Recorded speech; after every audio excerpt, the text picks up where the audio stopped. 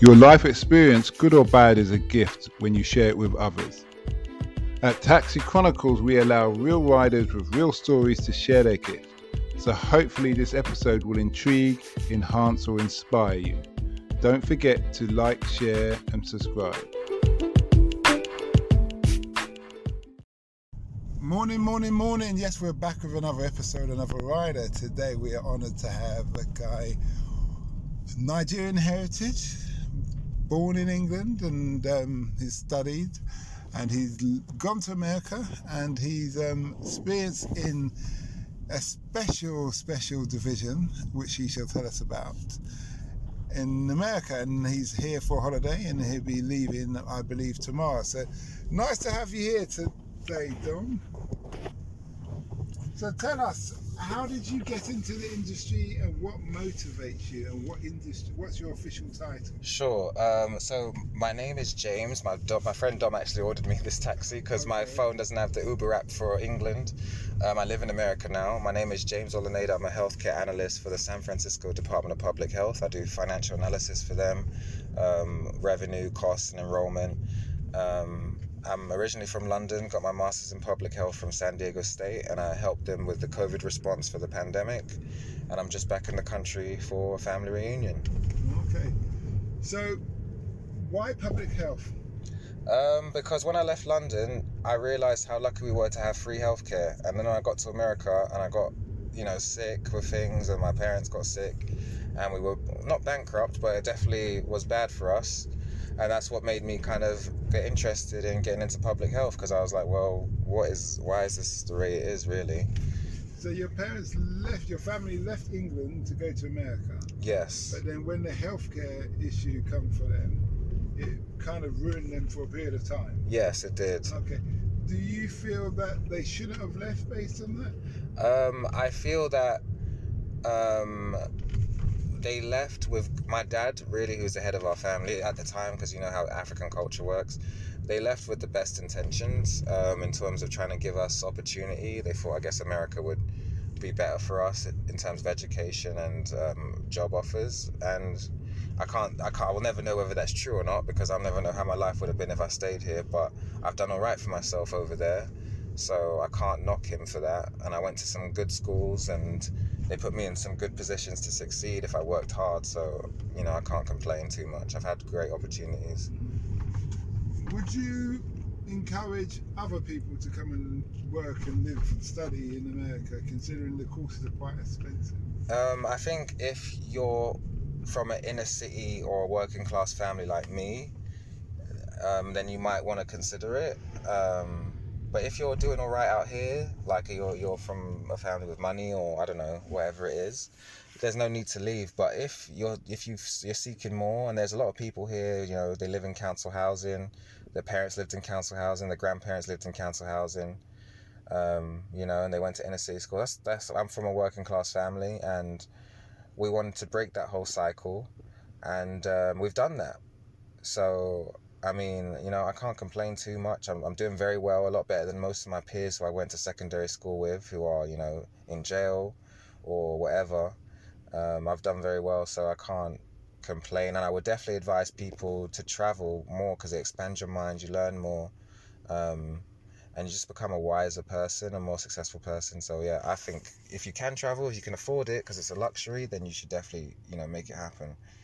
When you speak about traveling, what would be your advice to someone when they're considering to start traveling like yourself? I think make sure you have a skill set that's transferable. Make sure you have skills that are marketable, that people are going to want to hire you for.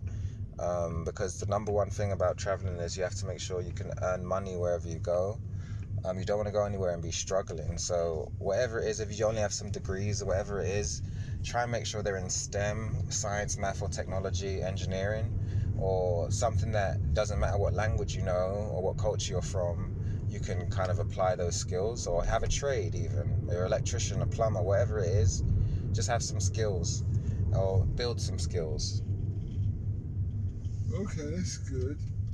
What would you say you've learned from your whole experience of living in America that you wish you knew when you had started? I think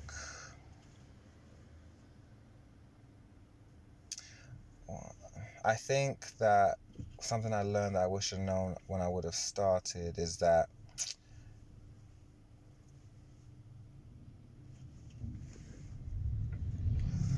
I guess that I'm trying not to come up with something too generic, but honestly, it's just honestly making the most of all your opportunities, because as you're young, like when you're young, as you get older, your amount of opportunities you have decreased, the amount of time you have decreases. And now, me, as I'm 31 now, I turned 31 recently. I'm sure that's maybe not that old to some people, but for me, who's just turned 30 and see my 20s pass, and then you kind of come to a stage where you're like, okay, what have I accomplished at this point? And that boils down to you making the most of your opportunities. And me, I've missed opportunities. I know there's things I could have done better, things I could have done, but at the same time, I think that the number one thing is, when you're young, you might think you have all the time in the world, and you do, and you still do. It's never too late. But like when you're young, make the most of your opportunities. Go to that extra class, do the extra studying, take that internship, whatever it is that you'd rather not do. Like the time you invest when you're young kind of doubles and triples as you get older, and you're like, wow, all the little work I put in when I was young, I'm benefiting off that still. And it's mad. Like, so for me, it's just all about, I wish I would have known, listen, this is the time for me to invest. Even though I'm young and I want to play, if I work now, 10 years from now, 15 years from now, I'm going to be good. So that's what I would wish I would have known, that don't waste your youth. Use it wisely, even when you get to adulthood. And then I would say, don't ever think it's too late. It's never too late. My uncles, 2 of them just gone back to college. It's never too late. But really, it's just time management. Make the most of your time and do what you can while you're here. Make your mark. Okay. When I've interviewed a lot of Americans who've come to live in England, and they talk about culture difference between England and Americans. And one thing is that there's a lot of Americans are quite forceful and in your face, or aggressive, you could say. What would you, and they've had to readapt, what would you say you have found from living and working there in the culture sense? I think that I found them to, it's kind of a rat race out there. It's very competitive. It's all about it's keeping up with the Joneses, who has this, who has that. It's not for the weak of heart. It's not for people who lack ambition, honestly, because America is not like England, where we have social services where we're gonna like help you. Really, they do have some, but it's way less. So really, it's almost a sink or swim culture. It's about the haves and the have-nots, and you just have to be able to hustle. And if you don't hustle, you don't have a hustler ambition or spirit, you're not going to get very far. And you're going to have to be okay with mediocrity. So America is not for the weak of heart, is what I would say. It's for people who are really ambitious and determined and, motivated. Okay, that's good. That's good. What would you say to your 16-year-old self?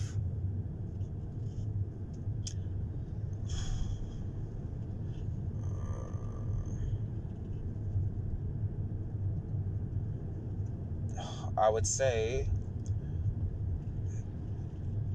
believe in yourself, and don't worry so much about what other people think, and treat people right. Yeah, that's what I would say. Believe in yourself and don't be so, be more confident. Okay, that's good. When you spoke about your parents and getting unwell, and it's like it put the family in a bad situation because of the expense of healthcare. Do you see the company you work for now? I assume is private. I work for the government. Oh, you work for the government? Yeah. So you're promoting free healthcare? Correct. We have what I do now is bring in healthcare to people who can't afford it, which is kind of what my dream was, moving there. Kind of making healthcare a public thing, as it should be. Makes sense. If you could change anything about America, would it only be giving them national? Oh, not all. I have a list of things I would love to change. What would they? What would those list of things be? I mean, healthcare is definitely at the top. But other than that, I would definitely get rid of the Electoral College. That's a whole nother discussion.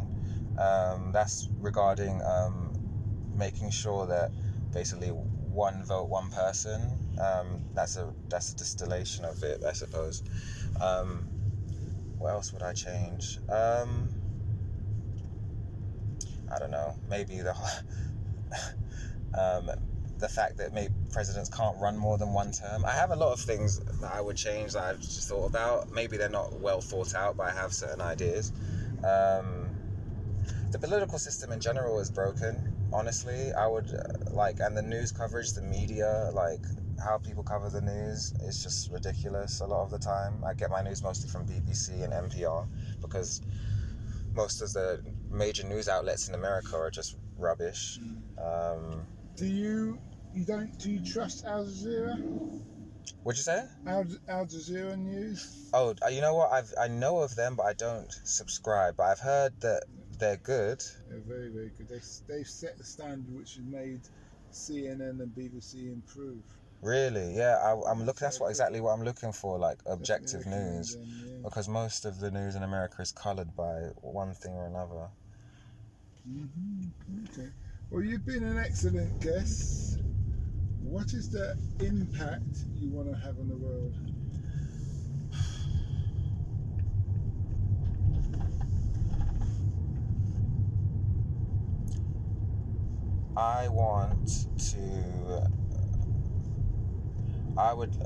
What I want to do is revolutionize healthcare. Now that sounds grandiose, but I want to kind of at least contribute or be a catalyst for change, specifically in America, because America's healthcare system is quote unquote broken, or it's not as good as it could be, and America is the most powerful nation on earth, or debatably so. And I feel like there's a huge need and a huge gap there that I've been wanting to fill for the longest time, but it's just a mammoth task. But I would like to be a contribution to that change. So my impact would be I want to, improve healthcare within the greatest nation on earth, greatest quote unquote. Okay. Well, that's good. Much appreciated. And we wish you well. Yeah, thank you for having me. I really appreciate this. Thanks.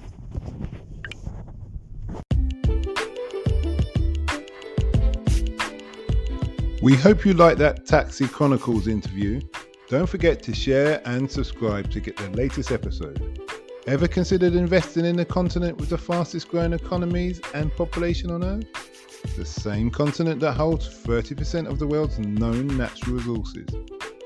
Listen to our sister podcast, Africa Investor Stories, where you hear real investors with real stories from around the world share their experience of investing in Africa. We post Monday and Thursday at 10 a.m. British Standard Time.